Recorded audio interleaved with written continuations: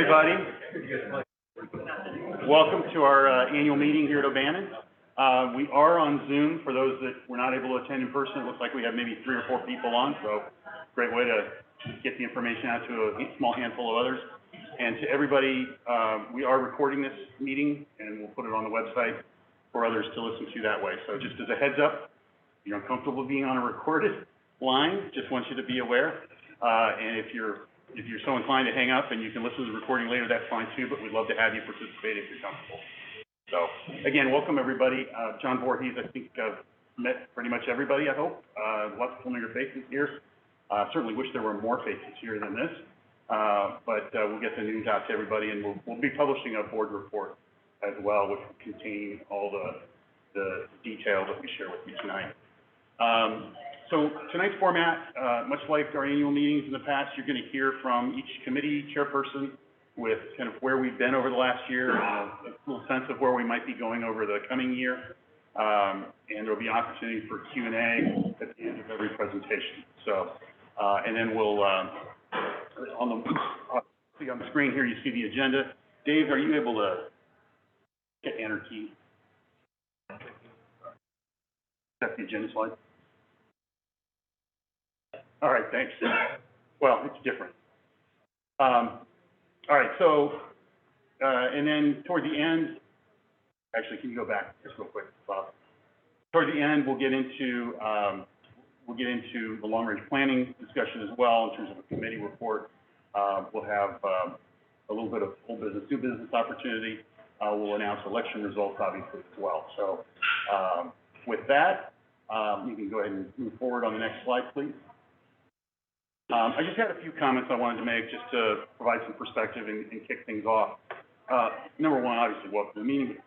Secondly, Bob, if you don't mind, Dave too. Okay. So what I wanted to do is just talk a little bit about 2020 in terms of year in review. I'm not going to dive deep on this, but I just want to share a few key items. Number one, we obviously dealt again this year with the pandemic, and that created issues that I think all of you are probably well aware of in your daily lives, whether you're trying to order building materials for your house to do a renovation, or patio furniture, or furniture for your home, or even going out to a meal.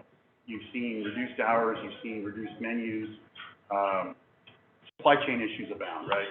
And here at O'Bannon, we're no different in terms of affected many of those same issues. And you've seen some of those things here in the restaurant. You've seen it on the golf course, or maybe you haven't noticed, but we don't have our new carts yet that we ordered months and months ago. Hopefully those will be in soon. I guess the good news is we don't have to start paying for those until next year at this point, since we didn't get them this year. But it's just an example, and I think our crew has done a fantastic job overall of managing to the challenges presented by the pandemic. Staffing challenges, obviously. And so I just want to take a moment and recognize our staff, some of whom are here, and Laura's around, right? Or will be a little bit. Oh, okay. So we got Bill and Mary here. But I just want to take a moment and recognize the effort they've undertaken and thank them for managing through those challenges.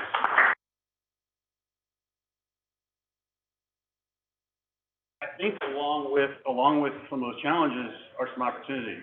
And we saw last year how our membership started to grow. We started to get close to our member cap. This year we're at our member cap.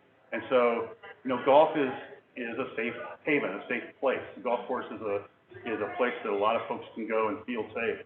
I think that was certainly true last year. It's still true this year, but I think as things have opened up to travel and youth soccer games for kids and grandkids, people have some other options this year. And, our rounds played were way up last year, slightly down from that this year as a result. But it's great to have the full membership and be able to focus on the membership experience, which I think is something that our team is really trying to do a great job of and succeeding. Moving on to investment, you're going to hear tonight about some long-range planning focus that we have. It's not the first time, hopefully, you've heard this. We've talked about it at these meetings for, but we'll get into some of that. The club over the past handful of years has taken a very conservative approach toward investing money into the club. And, you know, one of the things that comes with full membership is the resources and ability to make those investments. And I think we've figured out that, you know, we have to make those investments, not just to stay current and relevant now, but to ensure we're in that category and stay current and relevant in the future as well. So, you know, you're going to see, you know, get a sense of what we're spending. You know, we're spending it like it's our own money. We're very careful and wise about it, but we do know that we need to invest, and so we're doing that. And then the final point I just want to make is this is your club. I hope you participate in your club. The committees is a great place to go and to start and be involved in those committees. There's not a committee represented up here that doesn't have room for great ideas and input. So if you have some passion around a topic, I encourage you to get involved. I encourage you to encourage your friends to get involved as well. And obviously, we're electing 3 board positions tonight, so that's another example of being able to get involved. And it was great to see a couple new names on that roster of folks that were interested in joining the board. So really proud to work with this group. I think it's a hardworking group of people. You know, we'd love to get your feedback. Are we on the right track? Are there some opportunities we're missing? Things like that. So please feel free to give us the feedback and information during our presentations or after each presentation. So with that, I will turn it over to our first real presenter, and that is Mike Hughes from a finance treasury perspective. I'm the one behind you. Okay.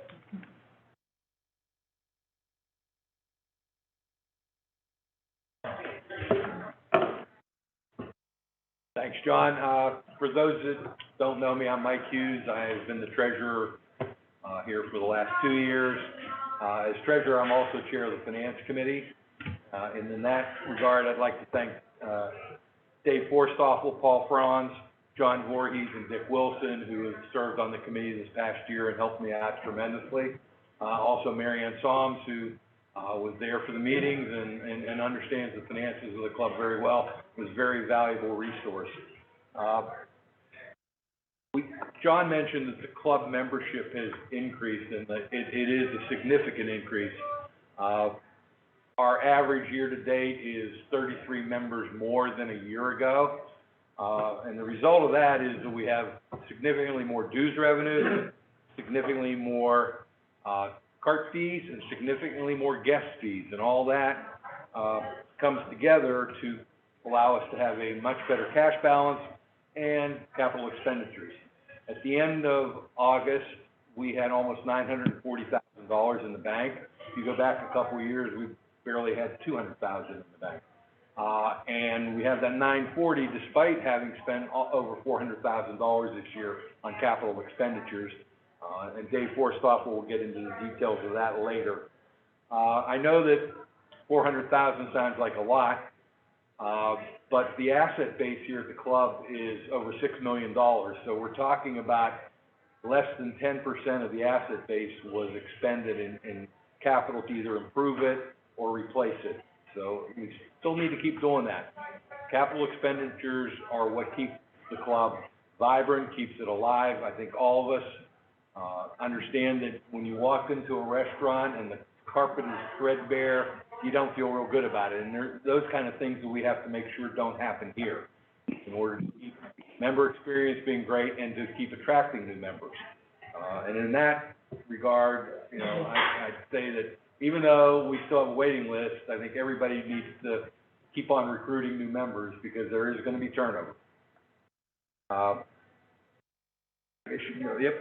The town hall meeting in April, I mentioned that we were looking at a refinance of the mortgage. At that time, our mortgage was nearing the end of the 10-year note. We were carrying a 4.5% interest rate, and we had almost $1 million balloon payment that was going to be due in November of 2023. So we were looking at refinancing that in 2.5 years. The decision was made, or we investigated and then decided to, given low interest rates right now and our very strong financial position, that we should try to refinance now and get some certainty into our mortgage situation. And the result of that was that we, in July, executed a modification to the loan. The interest rate dropped to 3.8%, a little more than that. The 10-year note from that point on, 5 years out, we will have an interest rate adjustment. That's the only rate adjustment along the way. But there is no balloon. 10 years, sometime in, well, July of 2031, the mortgage will be paid off. I'd really like to thank Tom Reinhold and John Fielsticker, two members who are both bankers, who were very valuable resources when we were investigating this process, and their advice was invaluable. Okay, Jeff. Cash and free cash. I covered this in April with the town meeting, but the board back in January started thinking about, now that we have money, you know, we need to make sure that we have a, quote, you know, rainy day fund, as it were.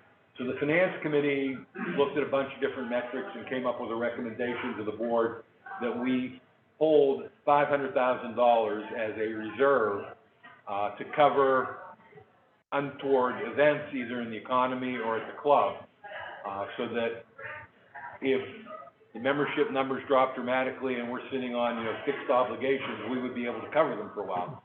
The recommendation was $500,000. The board agreed with that, ratified that.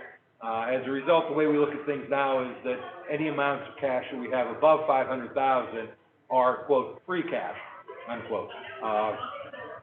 They are available for capital expenditures. They're available for major maintenance projects.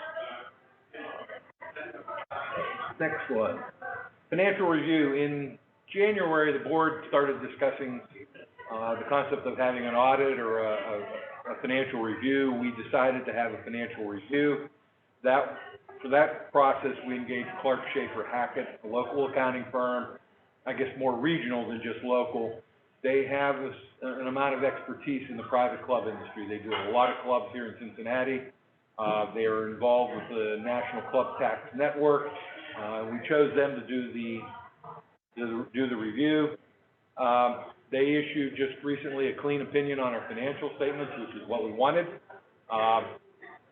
And they, in addition to that, they informed us that we were eligible to apply for some more money from the federal government under the Employee Tax Retention Credit program, which was part of the COVID legislation that was passed during the year. If you haven't looked, Mary Ann, I think you said the email went out last night. The results, the report from Clark Schaefer is available on the website now, along with my comments as to some of the items on there and what they mean. If you have any questions, feel free to contact me, or maybe my successor after tonight, who knows? The result of Clark Schaefer's review, one of them was that they found about another $130,000 of tax credits that we were entitled to, that we had filed for. Unfortunately, none of that money has come back from the government yet because they're moving real slow in the COVID environment, but we also haven't been told we're not getting the money, so waiting for that. The final thing, we also engaged Clark Schaefer to do an IT risk assessment. So their IT people took a look at our computer systems, our network, and came back with a report to us. There were some minor blips here and there that we got cleaned up immediately, but I think the most important thing to both the club and to the membership is that there were no evidence of any security breaches or exposure of sensitive data on the dark web or anything like that, so that was good news to us. That's all I have. If there's any questions. Okay.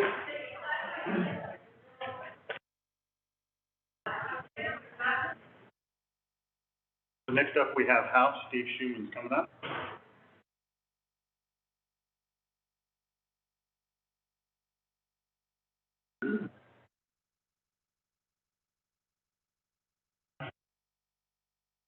Hello, everybody.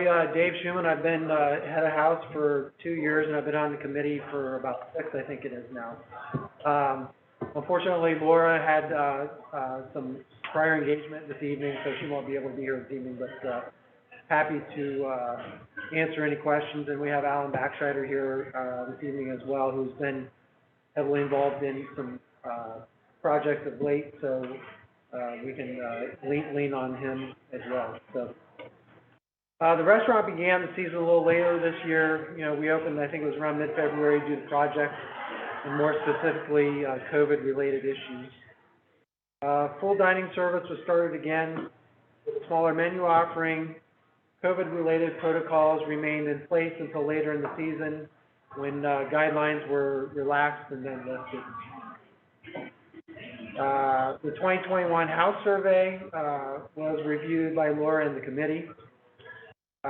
Laura and the committee identified several points and themes from members' feedback to address.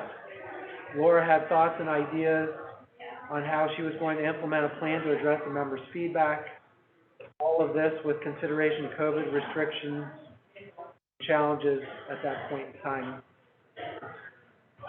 You know, obviously a big issue, and I think everybody's experienced it not only here at the club, but in other restaurants or other dining venues. You know, staffing has been and continues to be a huge challenge.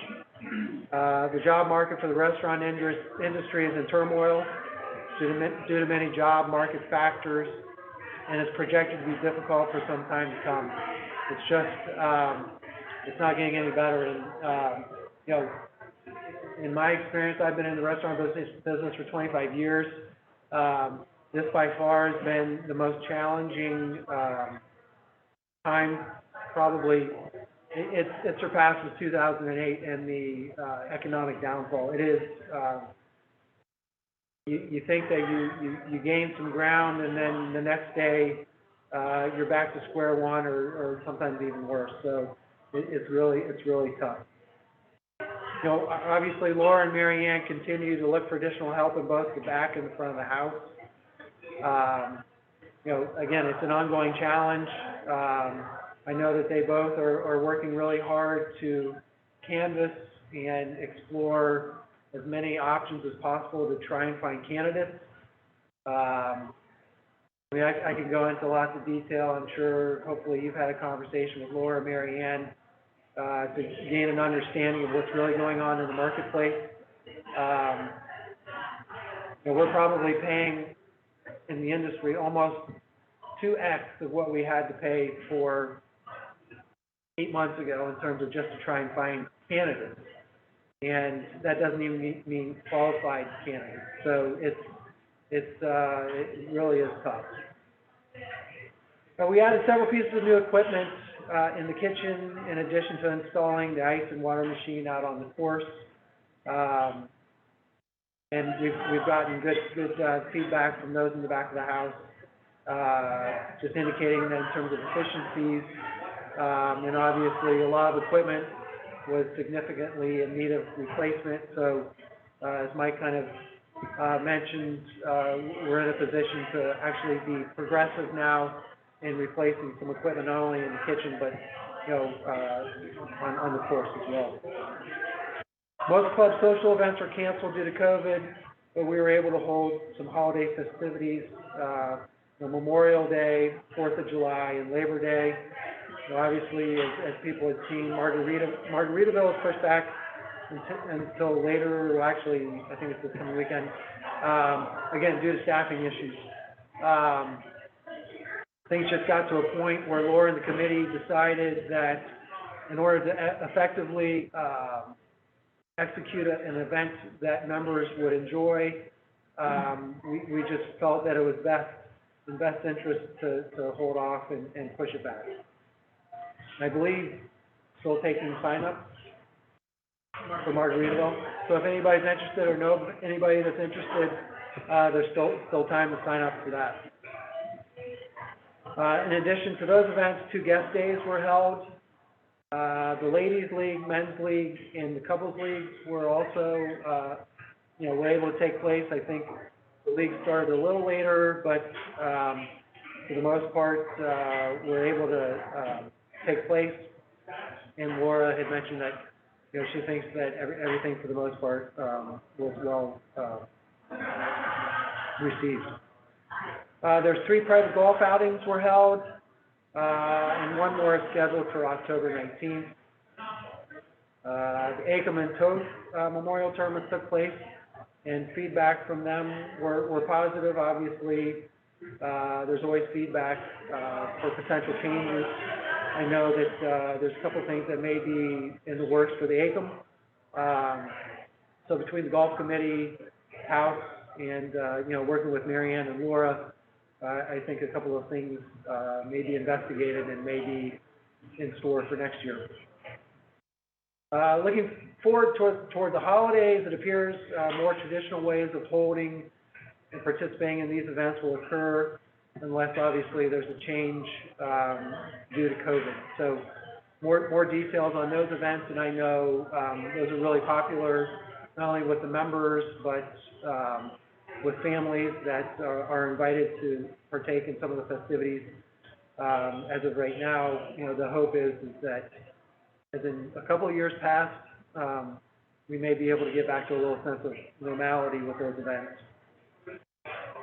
The committee, along with the subcommittee, has been evaluating ideas and working with the site planner for the club master plan as it falls under the house umbrella.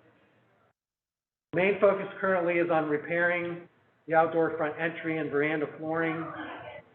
We're also investigating upgrading the veranda look and feel as part of the site planner's master plan design.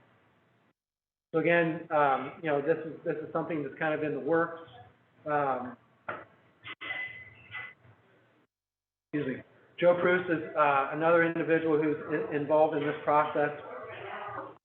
So we need to, from a safety and just longevity standpoint, repair, you know, the front and the back patio areas, and then we're going to be testing a new product on the front, and we'll determine whether or not that's something that we want to extend to the back. I want to thank Al Backscheider and Mary Ann. In addition to Joe, they've been actively involved in looking at lots of different aspects of taking care of those options. You know, management and leadership will continue to look for ways to serve our members, and we always encourage your thoughts and ideas. You know, finally, I'd like to thank all the members on the House Committee, and I'm happy to answer any questions if anybody has any.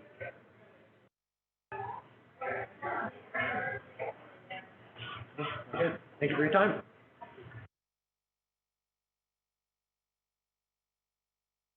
Bill, you're up next for golf, please.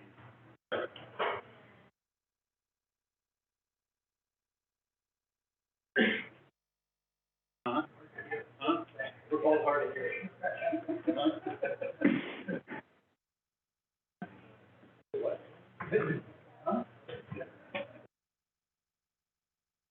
Good evening, folks. I'm Phil Bretz, chair of the Golf Committee. I've been in that position for the last 3 years. Our job in the Golf Committee is to make sure that the golf experience for all our members is as good as it can be. That falls on the entire committee, and I'd like to first acknowledge all of them. Mary Ann, Joe Herzog, Wayne Stokes, Tim Wackenfeld, Connie Seeskin, Jeff Holland, Doug Taylor, Matt Schaefer, Beth Medosh, Dick Pope, and John Voorhees. We count on all of your input for suggestions for what we can do to improve the golf experience for everybody. We kind of filter through those and say, well, what really seems to make sense in the overall context of what we're trying to accomplish, and then we move those forward. Really, the way they're moved forward and the way they're implemented is by Mary Ann and the staff. So if your golf experience is better, in a minor sense because of the golf committee, and in a major sense, it's because of Mary Ann and what her staff have done. So she and her staff get the credit. What's happened over the last 12 months, or really this year? Three things to talk about. First, the golf calendar itself. Unlike last year, which was a moving target to say the least, the 2021 golf calendar kind of returned to normal as the COVID didn't get under control, but at least was somewhat manageable, and the restrictions that we had to deal with last year were largely relaxed or removed. So what happened this year? Well, we got all 5 leagues going, and other than Mother Nature's whims, they operated pretty much successfully. We had the men's match play and 2-man match play championships, the women's and men's club championships and senior club championships. We had 2 guest days in June and August. There were 6 scheduled private outings. Of course, we had the Alex Toth and the Acom Classic, the mixed team championship in August. Just this last weekend, we had the Green Beret Foundation event, which is a real feather in the cap for club and has been for a number of years. It was a special event this year. It's always been on Monday, but because of the 20th anniversary of 9/11 being on Saturday, and an unprecedented interest in participation. We had a 2-day event, Sunday and Monday. There were between the two 59 foursomes, I believe was the right number, which was a record. The Creek Classic, a second member guest event, is tomorrow. And the Fall Classic, the season-ending event, is scheduled for the 10th of October. So it was a typically busy golf calendar this year, and went successfully. We had 2 new options or opportunities for our members that came to pass this year. The first one was our partnership with Swing Fit over in Blue Ash. We arranged an agreement with them wherein our members get discounted rates at the facility if you choose to take part in that. The second one was our partnership with the First Tee of Greater Cincinnati. 3 of our members stepped up to become First Tee ambassadors: Rick Contini, Phil Allard, and Jim Holmes. Right out of the starting gate, we raised $3,100 for the First Tee at the August Ladies 18-hole Invitational and the Toth Memorial events. The First Tee program is a lot more than what you might think. It provides golf and life skills instructions for young inspiring golfers. It provides training and certification for golf instruction in elementary schools, and there are 62 schools, elementary schools in the greater Cincinnati area that have certified golf instructors. And the First Tee program also cooperates with other community activities and organizations in the greater Cincinnati area. So it's a much bigger deal than I think a lot of us perceive it as golf instruction for underprivileged youth. It's far larger than that. And I encourage all of you to learn more about the First Tee program. Look for ways you can support their efforts and nurture the next generation of golfers. I think it's a real privilege for us to be involved in that. And Rick, Phil, and Jim, who's not here, kudos to you guys for stepping up and leading us. There's a lot more we can do, and I think over time, we're gonna get more involved, as makes sense for our club to do so. The third thing is the golf course master plan. There were several members of the golf committee, along with some members of grounds and several other folks who were involved in working with Kevin, the architect, to come up with a master plan that we had a meeting a month or so ago to communicate that. You know, and we're going to hear more about that as part of long-range planning in a little bit, but, you know, it's a statement of where we could go as a plan, as a club and as a golf course.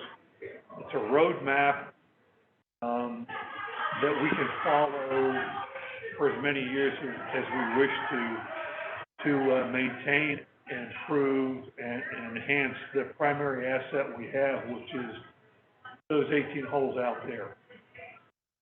So it was a lot of fun to be involved in that, and it really gives us a statement of where we want to go going forward, and without saying how we're going to get there and how long it's going to take, but it's a roadmap.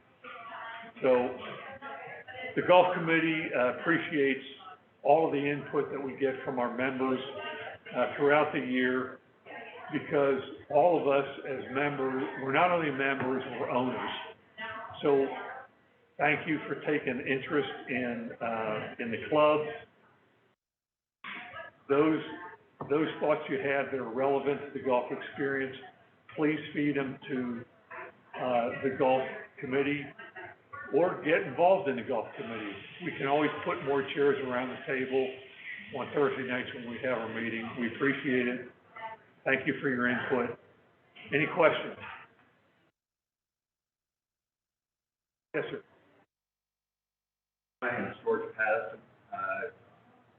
I was interested in the master plan, and somehow I missed the meeting when it was reviewed. I wasn't aware that it was actually going to be held. I went looking for the master plan on the computer, and I've looked at every single spot on the computer 4 or 5 times looking for information on the master plan. Couldn't find it anywhere.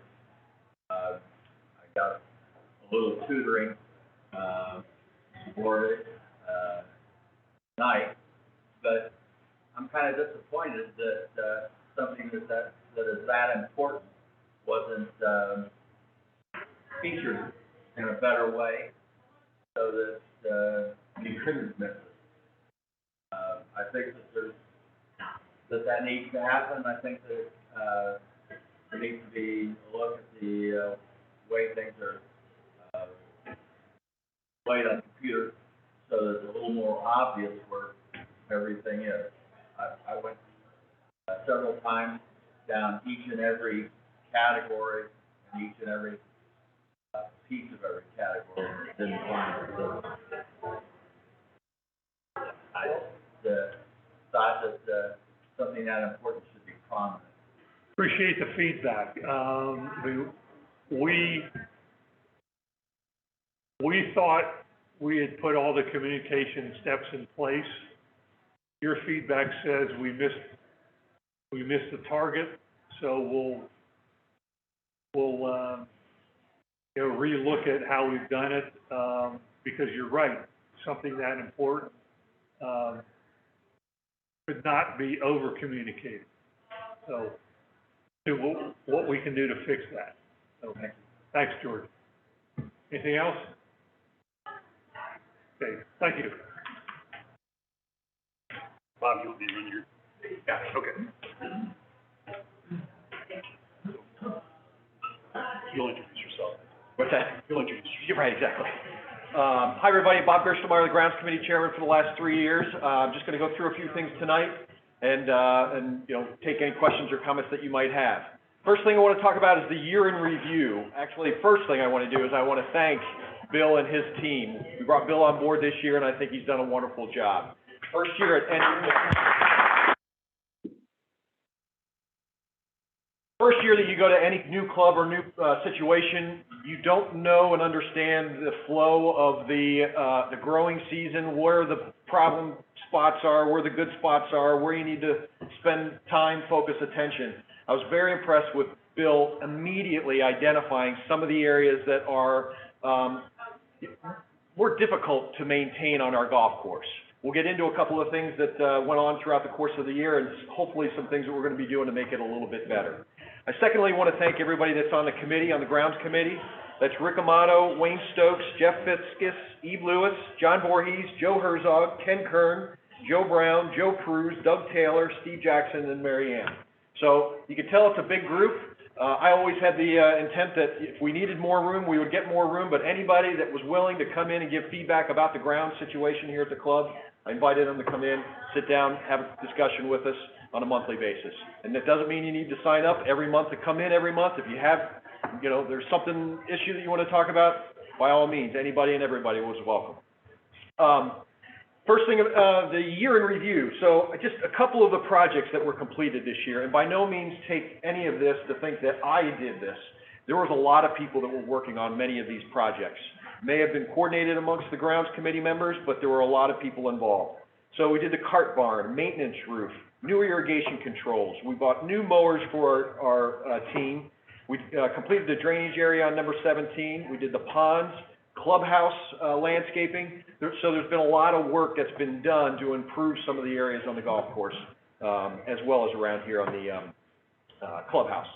I mentioned it already, but the grounds superintendent transition has gone great. Bill hired an assistant very early in his process. Trevor's a wonderful addition to the O'Bannon Creek Golf Club. He's been doing great and wonderful things. And like I said, your first year, seeing that they're already learning so many things that they want to do in years into the future, I can only tell you that I think that things are looking good as far as what's going to be happening.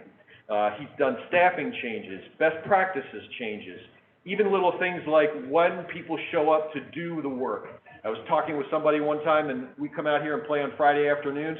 And I can't tell you, this year, we don't run into anybody. They've done all of their work. They're out of the way. They're trying to get the member experience so that they're not impacting your play during the day when they're out here doing their work. So kudos to them for everything that they've done.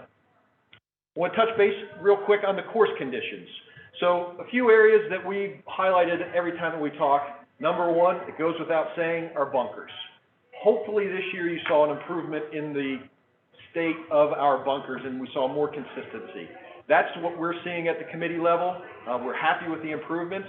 We want to get better and want to do things even better into the future. But for the most part, a lot of the problems that we ran into related to the bunkers have been fixed.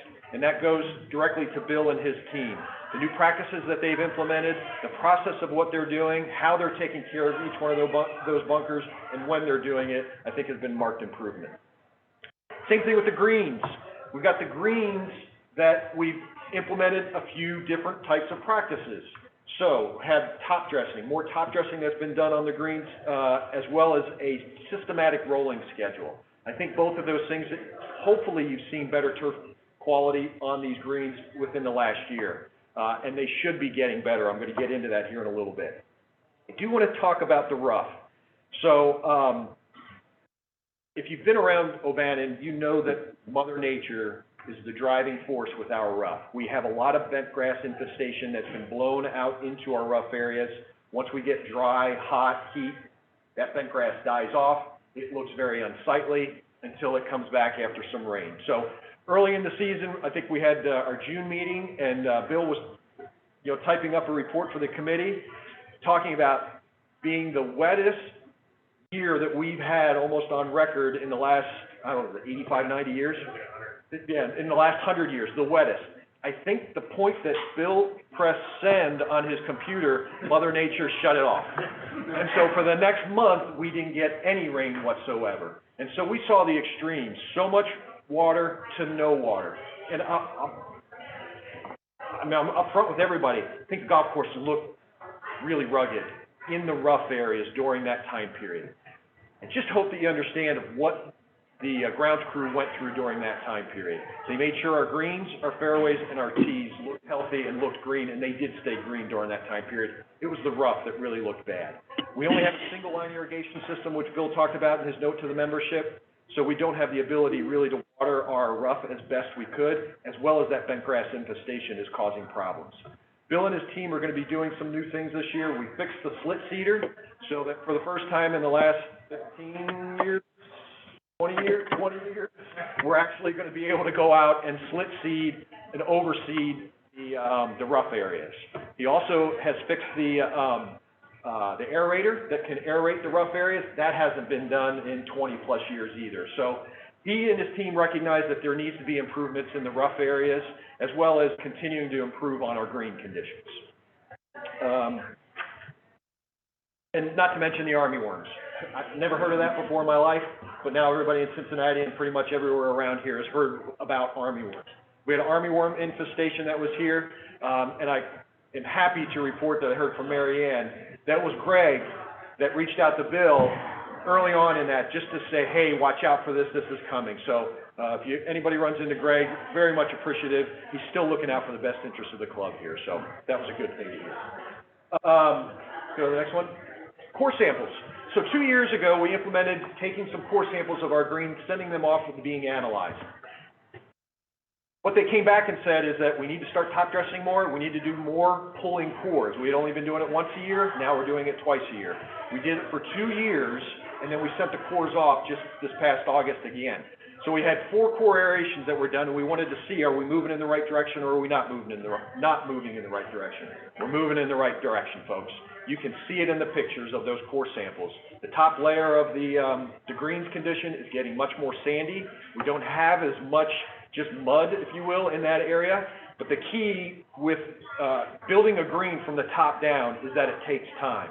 So we're moving in that direction. It was good for Bill to be able to see where we were, where we've gotten to at this point, as well as some of the things that we can do to improve our turf grass quality in the years ahead.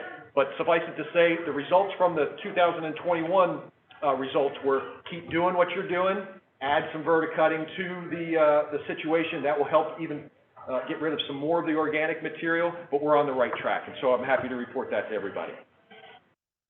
Phil already talked about the master plan. All I'm going to mention to it is that that is going to impact future plans, future spending needs, or future spending plans, things along those lines. And so that's been a great addition that the club has, and I'm glad we spent the time to go through all of that.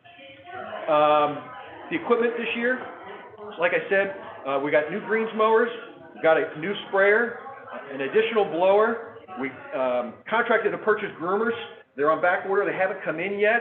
And then we also got a greens brush. So we're getting the maintenance crew some of the tools and equipment that they need that we haven't been able to do in years past. And that's as a result of the full membership and what went on in the Finance Committee presentation. Approved projects. I want to let everybody know these are the projects that are going to be coming here in the very near future that have already been approved by the board. They haven't been started yet, but they're coming, and you should see these happen over the course of the winter. Some will happen earlier than others. We are going to extend the rail from 8 green to 9T, just to make that a little bit safer as you're coming down the hill going around that turn. We are going to do 2 more green surrounds. We're doing the practice green out front, so we're going to fix that whole area there and put the green surround grass in that area, so it is more, much more like what you're going to experience out on the golf course out there, as well as to clean up that area. We're also going to do the green surround on number 6. Historically, we've done 3 a year. We're only doing 2 this year because the practice green really is like 2 greens as far as what is going to be getting done there. We couldn't do anything before this because we needed to get the drain line done. Bill and his team took care of that. You can see the line that's going out there. We needed to get the drainage out of that area. Otherwise, it was going to be no use trying to replace that turf grass. It's been approved to repair and improve the existing tee on number 2 and extend it back according to the master plan that we've got in there. So you'll see some tee work that'll be done on number 2 going into the winter this year. The cart path has been approved just before number 17 green, all the way through the end of number 18. That whole cart path area is going to get a top layer coat put on it so that it's a rough area right now. Joe Pruz and his team is going to be coming out doing that, as well as right by the driving range. you know, the parking area for the driving range going out in front of the gazebo where you can see all the grass that's all in and around there, that's going to be, top coated. Joe Pruz is gonna do the work, but that was donated by, I can't remember the gentleman.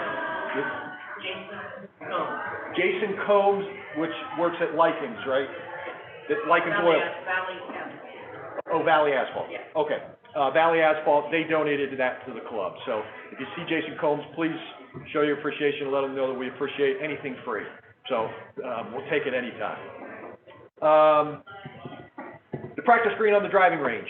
So when I talk about the practice green on the driving range, that's the one with the bunker that's right next to it. It's been approved to completely redo that area. So a new green will be installed in that area along with a bunker right around it. The green itself will be more like the playing conditions that are out on the golf course. It won't be exact with what's out on the golf course, but it will give you a more rollout type capability for hitting bunker shots out of that area, as well as having the ability to still hit long bunker shots out into the driving range area.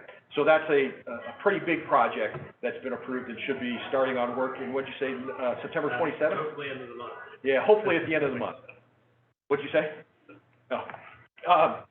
So yes, hopefully you'll start seeing that work here in the very near future. And the age-old end-all that will still be here, I think, through the test of time is that there still will be some more tree removal. We do still have a lot of dead trees that are out there, lots of trees that are being impacted on the playing conditions of the golf course, and so you'll see some tree work as we move into the winter months. That probably won't happen until January, February, just because we wait till the cold time of the year.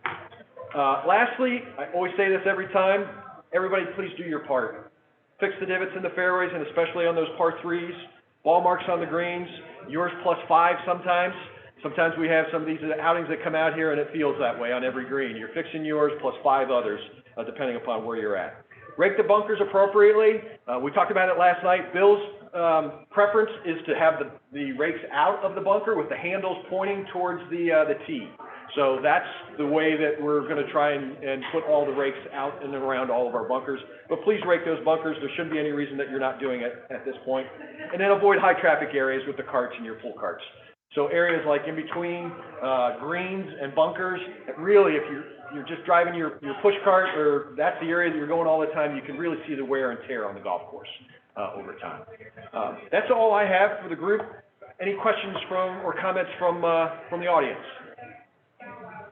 I've got a comment. And we've heard everything you've said, which is fantastic. You lead us to where the court conditions are. From a member perspective, from a player perspective, I have to concur. My opinion, if the course looks as good as this looks year over year in a long time. Not that it wasn't bad before, but it just increased. And the comparison not so much as year over year, but to play other courses in the area that aren't the same weather pattern, army wars, everything else, we are so much better. I've played a lot of courses around here, and they're in good shape. You did a phenomenal job. Thank you.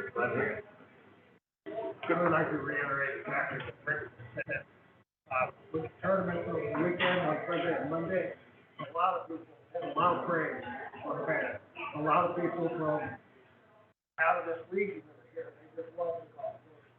I think it's a really good condition. I think Phil's doing a great job. Excellent, thank you for that. Anything else? Thank you, everybody.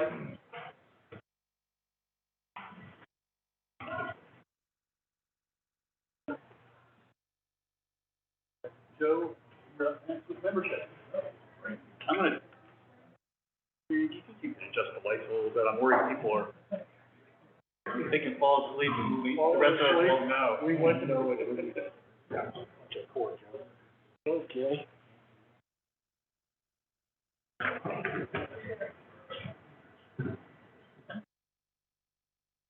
Thank you. We're gonna turn the furnace on also? Just checking. Thanks, Marianne. Hi, I'm Joe Brown, Chairman of the Membership Committee, and good news about membership is very healthy, has been most of the year, and it looks to be, our forecast is it will be healthy through most of 2022. We started this year with 323 golf members and 93 social memberships. And by April 1st, we were at our maximum capacity that our committee and the board has set at 325 is kind of, at this point, at the optimum number of golf memberships and 95 social memberships. Just our goal is to maintain sometimes an overused term, but the experience of our members for both the club and for the golf and for the restaurant facilities. Yes, we could have brought more members on at the cost of overcrowding the course and our staff here in the restaurant struggles to serve our membership like they want to serve. So, in April, we reached our capacity. We have a waiting list, which in years gone by is kind of unheard of here. And right now we have five people on the golf waiting list and 5 on the social membership waiting list. We expect that they will all become active members by year's end. So if someone else is leaving, we move someone from the waiting list on up. We plan to continue to maintain the maximum capacity at those numbers. This past year in 2021, we phased out the preview membership programs, which were incentives to get new members in at a discounted rate. Thought process is come on board, they see what a great deal it is, and bring them up to a full membership level. So we've now successfully converted that program. We had about an 85% retention rate from preview members transitioning to full membership. Effective April 15th, past April, our initiation fee that for new members, was raised from $1,000 to $1,500. And we really didn't have much pushback at all on that. As a matter of fact, because of the demand for membership into our club now, effective October 1st, went from $1,500 to $2,000, April 15th. October 1st, it's going from $2,000 to $4,000 initiation fee. And we think that we won't receive much pushback on that either. We'll see. We'll fine tune it as we go along, just depending on the needs. The other membership classifications that we have will have relatively similar types of initiation fee increases. The dynamics of our club are changing.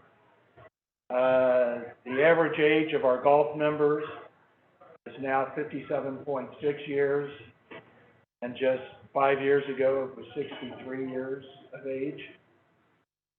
The average age of our social members is 61.5 years. Overall, we feel that a lower average age is good for the club, for the longevity and the health of our membership numbers. And it's important to note that shift, though, and somewhat younger members, that may impact the needs of the club, whether it's the house or the course requirements, so in the years to come. But we like our goal is to attract younger members, and hopefully they'll become long-term members, just like most of you folks are here. We're gonna be working, the membership committee will be working closely next year, in the coming year, with both the House Committee and the Golf Committee, and we'll monitor the ability to House to serve membership and also for the course to accommodate the level of play. And we'll tweak that, we'll fine tune the membership numbers. We may increase the number of members if we find that the level of play continues to drop. I don't know that we would reduce members if current membership began playing more, but we'll do some fine tuning on that. Our mission and our goal is to maintain an optimum level of memberships that will provide both a balance and a robust golf experience and social experience for our members, while providing a revenue stream that will support the financial needs of the club. It's a balancing act, and we're trying to stay on top of that. I'd like to recognize and thank the members that currently serve on our membership committee: Melanie Boer, Amy Cass, Brian Ellis, Ken Kern, Denny Sullivan, John Voorhees, and Mary Ann Soms. Their efforts on committee are helpful and kind of keeps us going. Just as the others have, trying to shamelessly ask for help with our membership committee. If anyone would have an interest in helping with that, please don't hesitate to contact us. We always have room for the fund. Any questions on membership? All right. But are there any questions from anyone other than that? Yes, Mr. Stokes, you have the floor. So, everybody stepped up for the match, so we got people on. No, all of the last preview membership step up was in August, right, Marion, August 1. So everyone's at full membership, full rate, and, yeah, exactly. And the membership programs were really helpful over the past 2 or 3 years, probably before then. And we always had about an 80% retention rate, converting them from preview to full membership during this COVID period.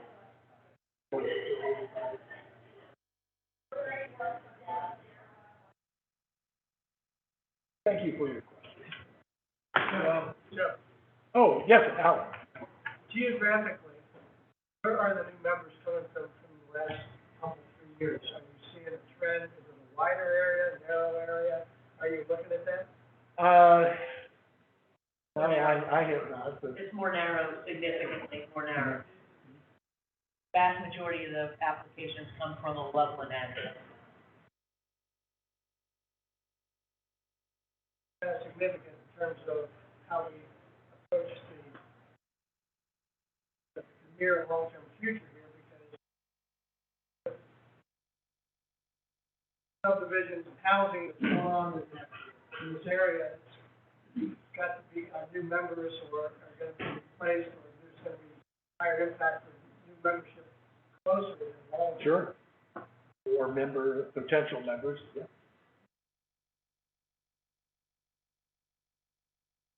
Okay, thank you. Thanks, Joe.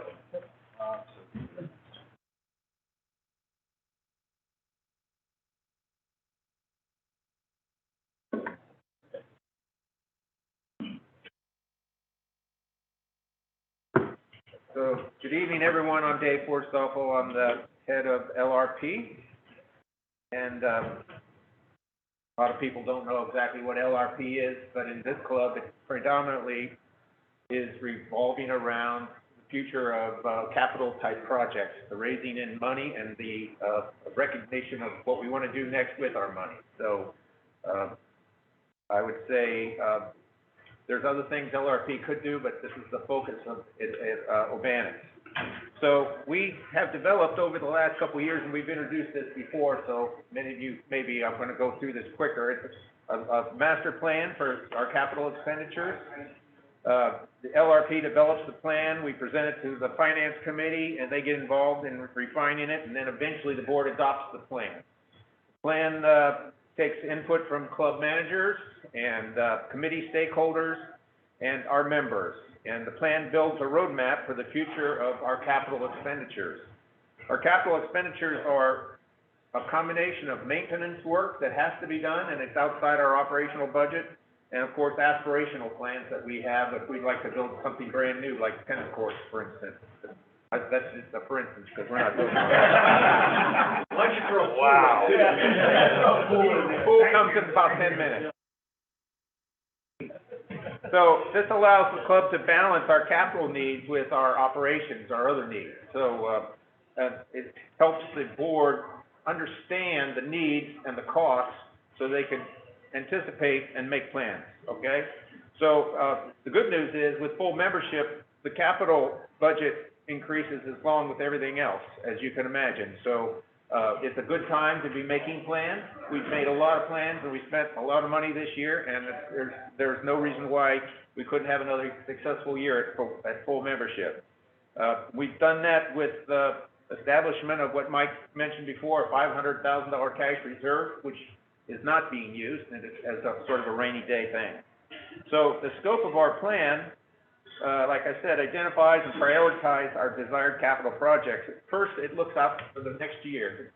What we're going to be looking at here quickly tonight, and the next slide, not yet, but in the next slide will be 2021, but we're already looking ahead to 2022. This is a busy couple of months where the committees are approached and projects are outlined, and then we start to put some numbers to it so that we have some sort of a goal by the end of the year for what we're going to spend next year, but also over the next 5 years. So it's a long-range plan.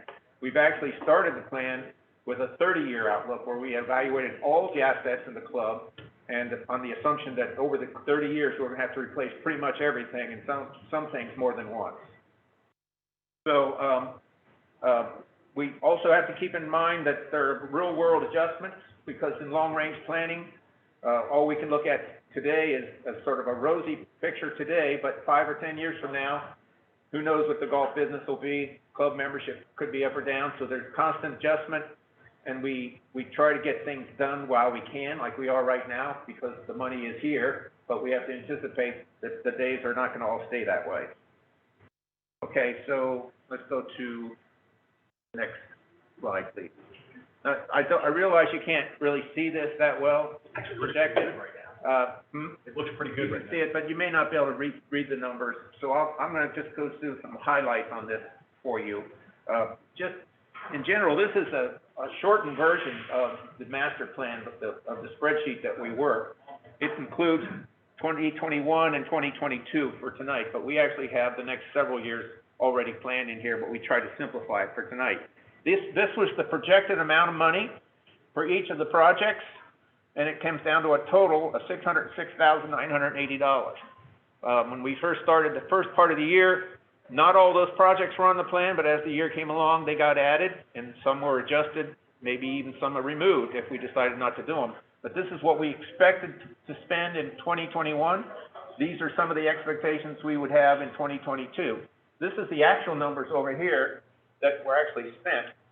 It's not as accurate as maybe Mary Ann's books, but if we try to kind of keep a running total of what we're actually spending, which is at this point $431,000, because some of the bills have not come in, or we haven't started on a couple of the projects. Okay, so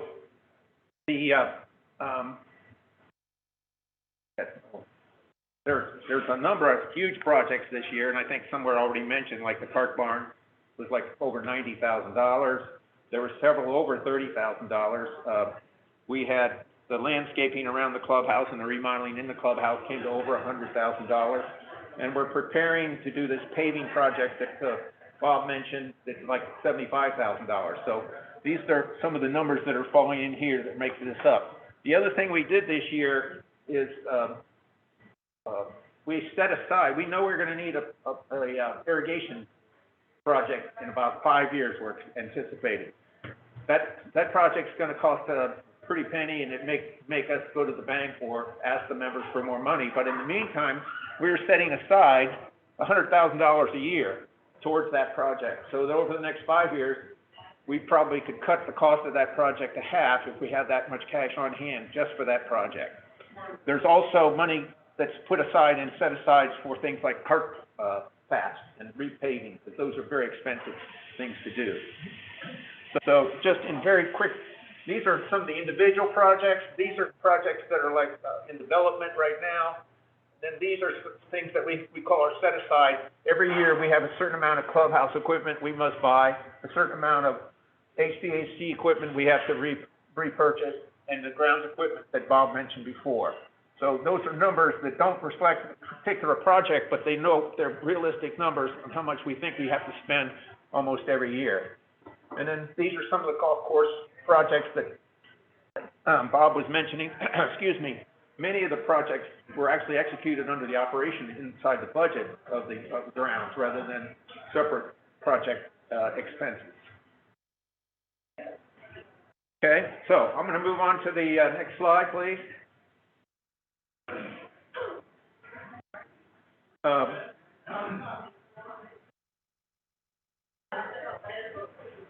This is a specific project that the LRP got involved with, the House Committee, and with management, with Mary Ann and the group. And it's been labeled the Clubhouse Site Master Plan.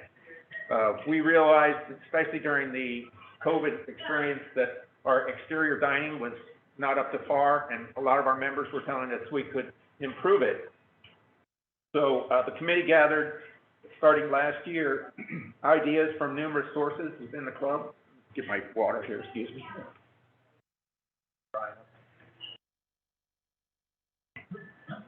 Sorry. And the committee eventually hired a man named Ken O'Day, who is the name of this group here, Place. And we asked Ken to develop a plan that would involve the entire area around the back of the clubhouse, including the back of the clubhouse, the front entrance, and the practice area, things like that. We actually gave feedback to Ken about the things we wanted to do, and he put them into a big plan. Since that time, just as a caveat, some of the social needs of the club have changed dramatically. The club reached full membership, COVID restrictions were relaxed, and for outdoor services had diminished in 2021 in regard to 2020. And maintaining our food service staff has also been very difficult. So a valid question came up as to how much can we grow when we're talking about social services. If the club membership is already full, it's not like we're going to have another 100 people we have to serve food to starting next year.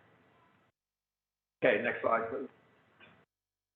So this is an overview of the slide of the things that Ken O'Day did for us. You can see the clubhouse here, the veranda, that walkway that goes through here. This is the putting green. This is the area like a side yard over here. This is the parking lot. So this is the areas that he looked at, including the front porch.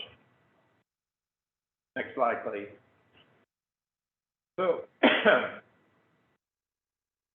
it basically broke into 3 areas for improvement: the veranda, what we're calling a midway concept, which is that walkway down the back of the club, and a pavilion or pergola concept. This is the midway. It comes in from the parking lot here. This is a rerouting of carts around the back of the putting green rather than right through here where it rushes past the club. And then this is just a rough picture of the veranda. So the committee, because of what I said were some of the restrictions of cost of some of these things, plus the amount of money, or that they would cost, but plus the amount of demand we thought we might need, we recommended that to the board that we begin a 3-phase program. And it's phase 1 would be to start with the veranda itself. And then phase two, it's a possible, this midway development, and I'll get into that in a minute, and eventually, perhaps a future outdoor dining courtyard or pavilion out there. Okay, next slide, please. So this is a quick picture of the veranda. This is not the design that has been, this came actually from Ken O'Day, but we've actually are working on this project right now with the help of Alan, especially. Sorry, I'm losing my voice here. So why did we start with the veranda?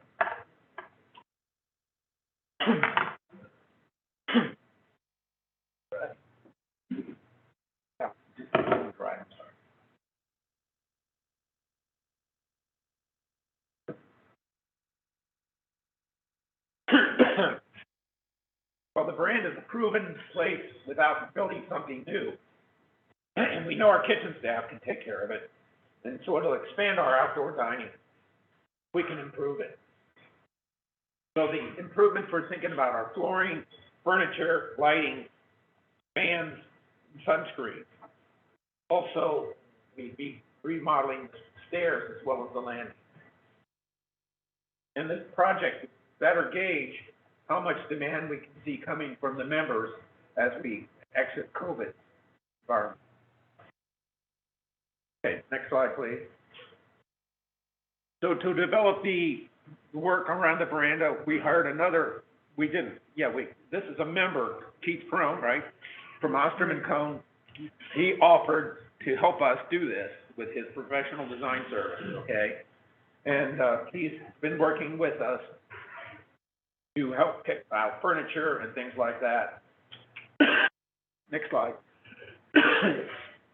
This is his plan for a 50-seat use of the veranda, more than what we have now. It includes a variety of tables and more capacity. The next slide, please. He's also suggesting furniture appointments sort of like this. None of this has been picked out. It's just these are proposals. Next slide, please. And different flooring and perhaps different paint schemes on the clubhouse. Next slide.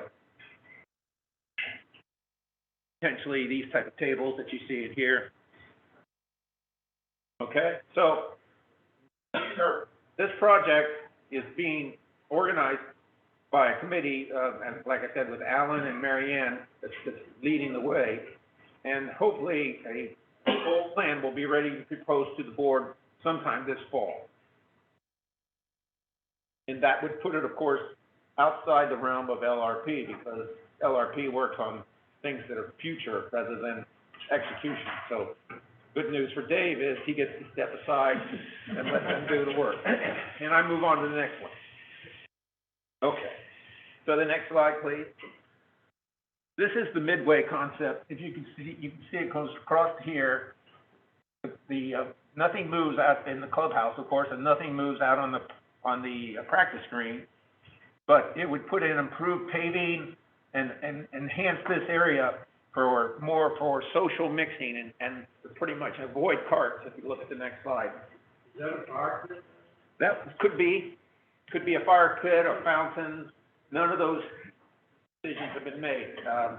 This is what I call a future plan rather than an actual plan. We've got plenty of wood coming off the golf course. Right. There were a lot of recommendations from members about fire pits, yes.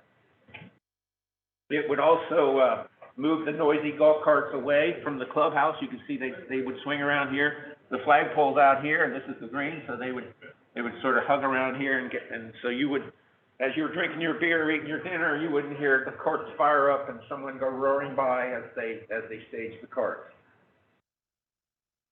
It could eventually even provide some limited seating out here, especially for special events when people are gathering out there around scoreboards.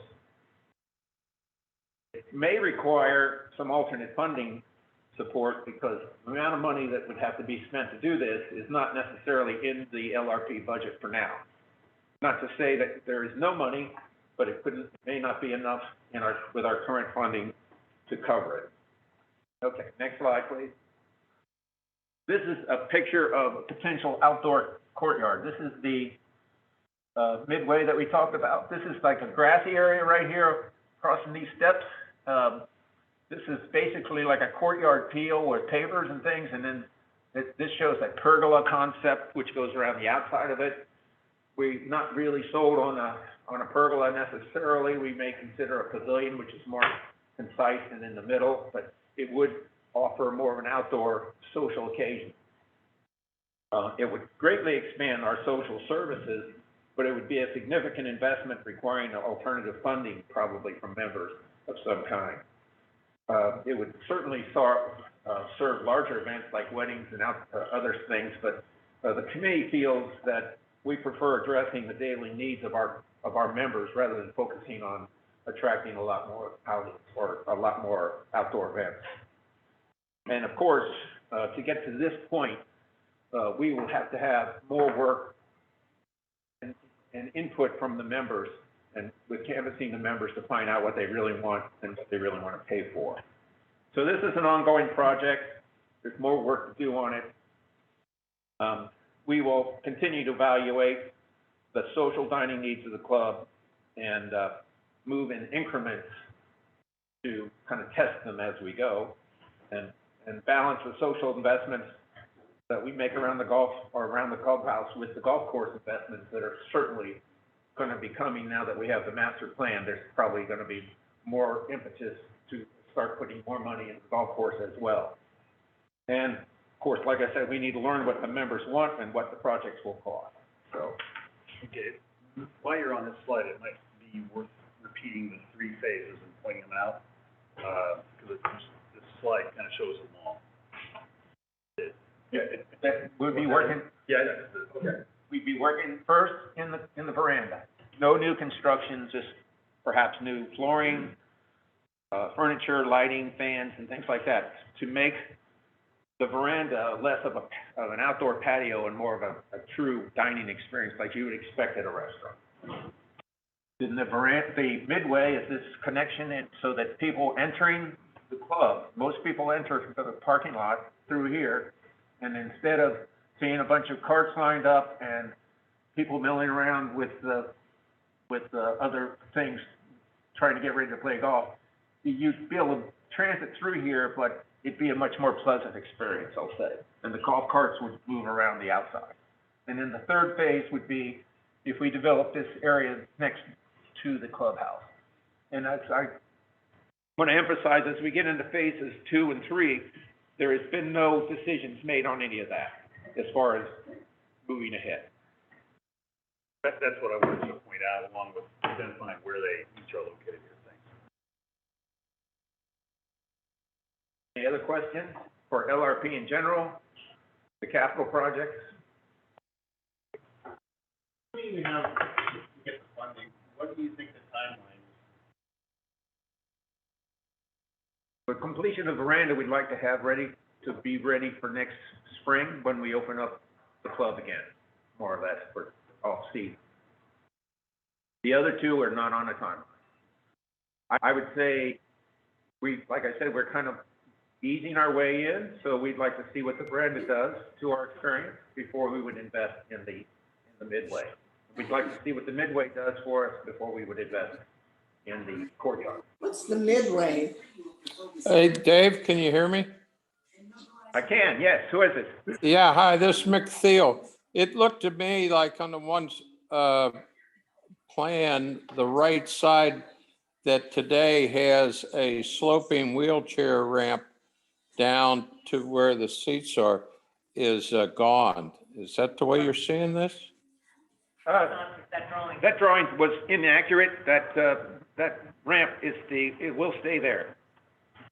Yeah, I was going to say that was an add-on after the original building was made because it was, I don't know if illegal of access, yeah. Probably wouldn't be now to take it out. We're working around that ramp. Yeah, good deal, thanks. Any other questions? Yes. On that phase 3 with the gazebos and so on, is there gonna be food or drink service down there? Yes. So it stretches our limits of what how our kitchen can get there. Yeah. Our servers can run up and have to go up and down steps. Those are some of the handicaps that we'd have to consider if we would start to use that. It would be a much bigger version of our outdoor bar.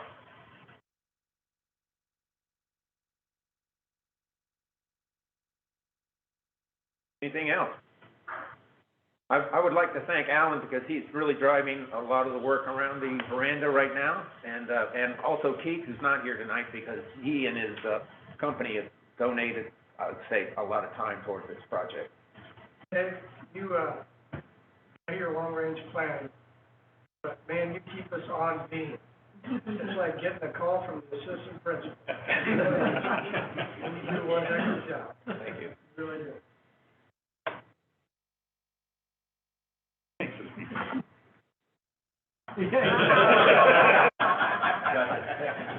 Alan, he'd like to meet you in the hallway.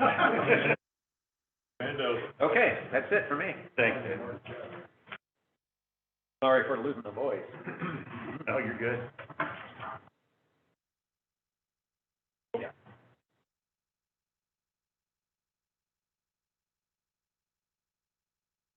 Okay. What'd you leave up here? My pen, I'll get it later. Of course.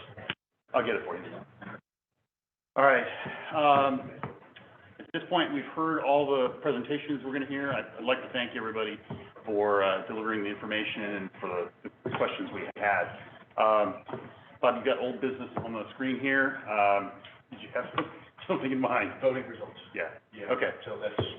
So, I'll leave it to our secretary to announce those. Sure. Take it away, sir. My name's Doug Taylor, and I'm one of my tasks as secretary here.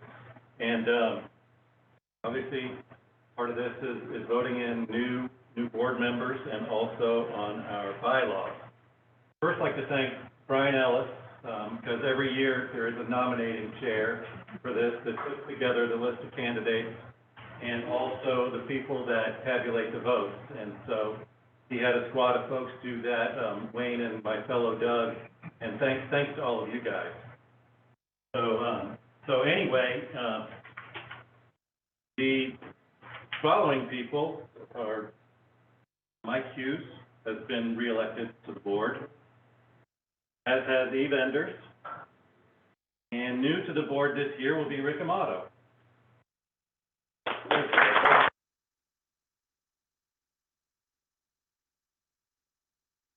And the proposed bylaws revision has passed. Give us the vote totals on those? No, we don't. We don't typically do that.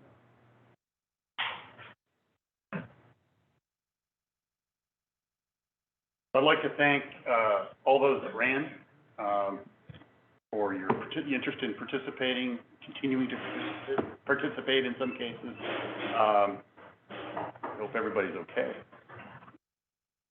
Well, there's some grumbling.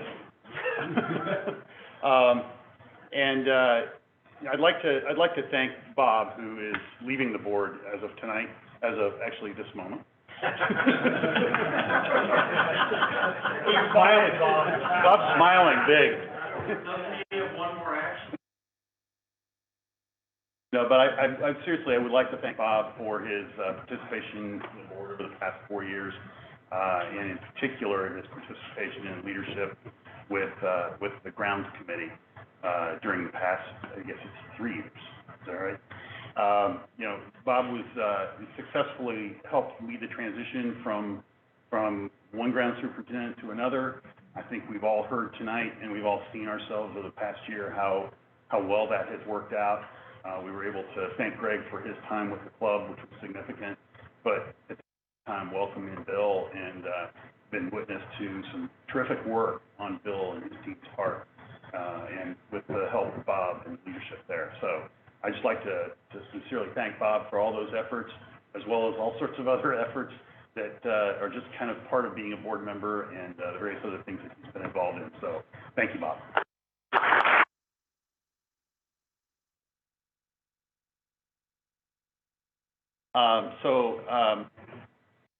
New business.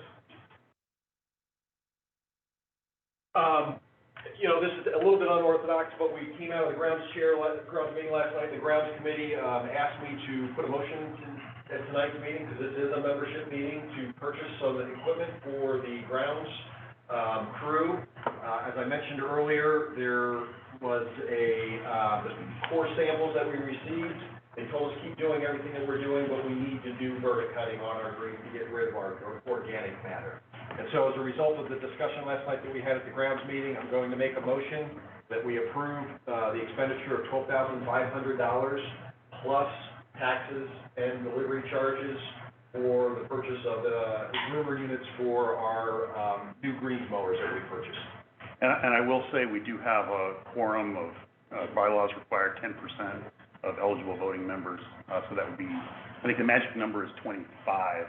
So we have 243 voting members, I think I mentioned earlier, so we achieved that quorum to be able to conduct that business. We have a motion on the floor. Second. Second. Is there any discussion that folks would like to offer about that motion? Or any questions for Questions? Is this budgeted, or is this, brand new expenditure? It's an unbudgeted capital expenditure. As you saw earlier in the slides, we actually had budgeted $75,000 for equipment this year, and we've only spent year-to-date $36,000 on a new sprayer. Bill was able to find one for about half the cost, it's just a couple of years old. So from a financial perspective, we're well within what is the year, and not defer to long-range planning or finance.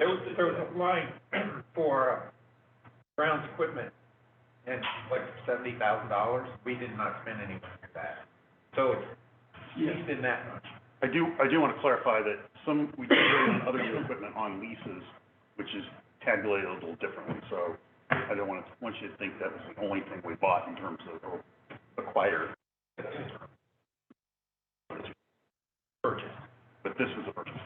And the other thing I'll note is, Bob referred to it earlier, the groomers for our new greens mowers, have not arrived.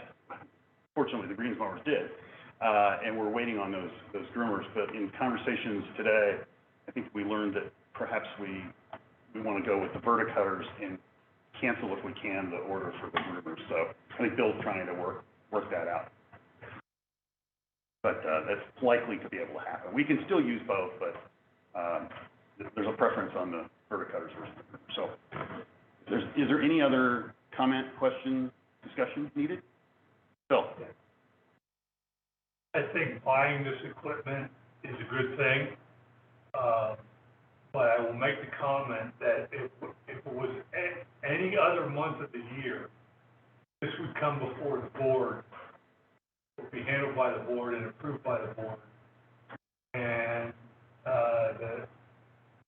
we do not normally vote on expenditures in this meeting. Actually, that's the reason for raising the question. I'm not having been around for 6 years. It seems funny to bring that up. And there's been some discussion around this over the last 24 hours or so, but I feel incumbent to point out that this is not the way these kind of expenditures have normally been approved, even though I think it's the right thing to do. Well, it just seems like it's been sort of a plan. I mean, this has been planned, right? I agree with all that. This is a uniquely different process this time than in my experience in the last 6 years on the board, that we've ever done. Question? It's easier, you're talking about a procedural issue, and I would tend to agree. This is a board decision, not a member decision. That's what the board says. Right. So why bring it up now? Why not just get the board? Yeah, so I wouldn't want to get in the habit of every time you want to buy something, you gotta go to the membership. No, and you don't, and it was more from a timing perspective, that, as a result of the meeting last night, this is an annual meeting, any motion can be brought up. I know historically. I agree, No, historically, that hasn't been the case, but this is a membership meeting, which new business has the ability, and so, I hear you, and I'm acting on the directions that we discussed at the grounds committee that they recommended that we, bring this motion before this meeting. So, if it passes, it passes, I get it. My estimation is that if it doesn't pass tonight, the board would probably pass it in a few weeks, but doing my duty as the grounds chair, bringing things before the meeting. All right. Any other discussion, questions? Okay. All those in favor of the expenditure, say aye or raise your hand. Aye. Okay. All those opposed, raise your hand. Okay. Motion passes.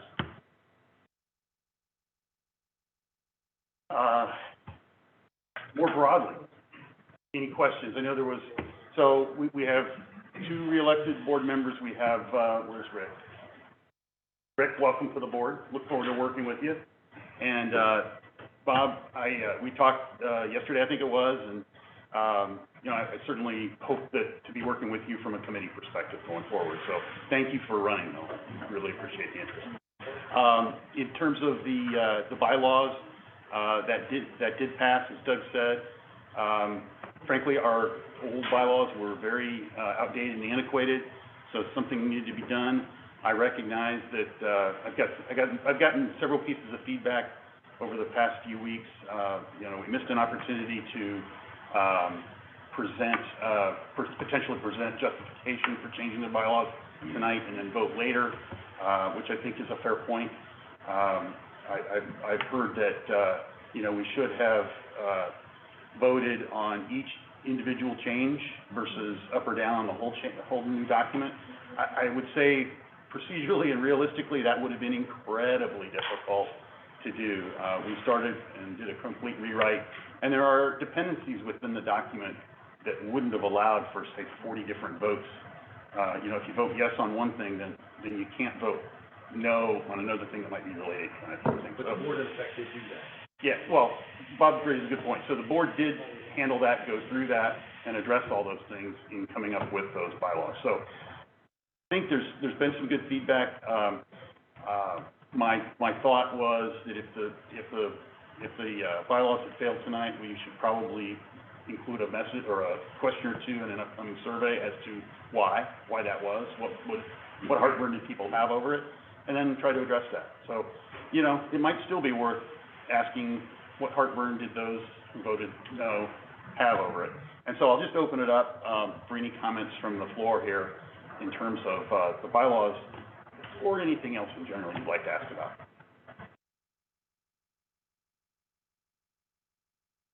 I think that, when we have, bylaws to vote on, if there was, someone that wanted to, make an amendment, or something, they would, by your procedure, they would be unable to present that amendment tonight, to the bylaws prior to having them adopted. So it's kind of a take it or leave it thing that, the board has, essentially put on the membership. I would say that I think the club is going very well. Everybody's doing a great job. I'm not complaining, but, it's, from my point of view, it's an uncomfortable thing to see it come through on a take it or leave it. We have not heard any discussion from the board as to what the board members felt about each of the provisions. Been no deliberation, if you will. That takes time, and there's ways to do that. Present the bylaws at one meeting, discuss them, and vote on them at the next, for example. Likewise, when we're voting, I think the vote should be disclosed. Not only the vote for or against the bylaws, but for members of the board. That's a normal thing. And, this club hasn't done that, I realize that, but I think it should. These are governance things. You, need a transparency so that people can, see what you're doing and see what they're doing. Those are important things. Don't take them from the point of view of, you know, this place sucks because, no, it doesn't. It's real good, and it's been getting better. So I think that that's something we can do that, actually wouldn't cost anything. Okay. Better. Thank you. One of the things that's new in the bylaws is the creation of a governance and compensation committee. That's perhaps a topic that could be taken up in that committee. So, we will be looking for general members, meaning members other than board members, to participate in that committee. So, and frankly, my thought was, even if the bylaws had failed, we should still have that committee, and we had the latitude to do that, and we would have done that. So, I would encourage anybody who's interested, such as yourself, sir, to feel free to get involved in that. And I would just say that, the bylaws are a living, breathing document. There's amendment process that any and everything can be adjusted going into the future. So there's a process within the bylaws to do that. That's true, but it's also not something you want to do every quick stitch. And the other thing is that, before you did it, you ought to be able to, get some give and take among the members about it.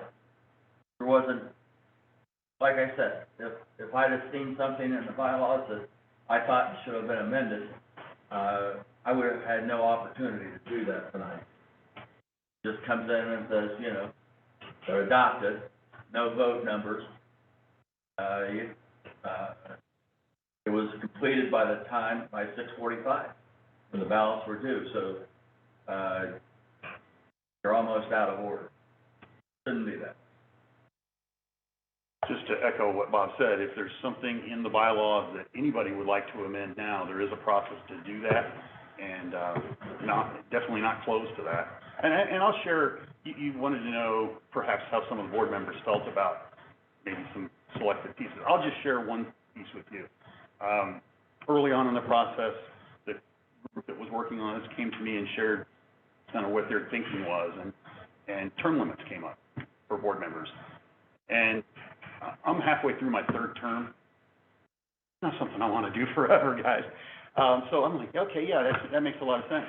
But as we start talking about it a bit more, we realize that there's 12 board members and there's 18 other people in the club, non-board members, who are involved in the governance of the club via committees. It's only 30 people. Our bench strength is not that strong when you think about, if you think about committee members potentially being the next set of board members, the bench strength isn't that strong in terms of numbers. We have great committee members, don't get me wrong, but just we need more people involved, and that's why I made the plea up front, and most of the committee chairs did too. So the term limits thing works well as long as we have bench strength. So I would just encourage folks to get involved. So that's an area that I struggled with a little bit, just personally. Well, I think as a member, I like to hear the debate on the issue. As I look at, for example, the Ohio legislature, they have term limits there, and one of the effects of that is anybody that knows how to run government gets run off after a couple of years. You don't have the strength of people who have been there for years and years. You lose tribal knowledge, but it cuts both ways, right? It does, absolutely. So, anyway, other comments, questions? I would comment, anybody who wants to serve for 2 years, 2 terms, go for it. They're crazy, is that what you said? Recognize you can do two terms, go off for 1 year, go do 2 more terms. That's. Yeah, it's not a maximum of 2 terms, it's 2 consecutive terms at that time, yeah. So under that provision, keep me honest, guys, Phil, myself, and Joe Cruz, not eligible to run again. At the next time we would be up for election. So 2 years. yes, correct. So, all good. I'm just sharing one. I thought I would share one area. John, are you visiting 2 terms from now? No. Sorry, no. Yeah, no grandfathering. No. But anyway, I just thought it would be helpful to hear one perspective on one of the items. And then there are many other components to the. Another perspective on that same thing is our terms are 4 years, they're long. So that sort of balanced out in many people's mind, 2 years is enough, because 2 times 4 is 8. And 8 is pretty long term. It's not like you got a 2-year term and times 2, it's a 2-year term times 4. That sort of helped us feel better about limiting after 8 consecutive years. Any other comments? Okay, I want to wrap up tonight by repeating what I said early on. This is your club, our club collectively. As was mentioned, we're not just members, we're owners. So please get involved wherever you can, wherever you feel like you can make a contribution. This group up here is very welcoming to ideas. So they've been a pleasure to work with, and everybody's, I think, working hard on both the board and the committees and the staff management. So again, please get involved if you have something to offer. You'd be very welcome at the table. And then the other thing I want to repeat is we'll put a board report out that'll summarize the presentations. We're recording this call, so that'll be published, so you can review it if you want. I know that you probably can't wait to review it, but others can review it, is more important. So again, thank you, Bob, for your contributions over the past 4 years. Welcome to the new board member. Welcome back to the 2 other board members, and Bill and Mary Ann, and Laura's not here, but her as well. Fantastic job over the past year, as always, except for Bill, who's new over the past year, he's done a great job. So thank you very much, everybody, for being here. We'll let you go tonight. Thanks.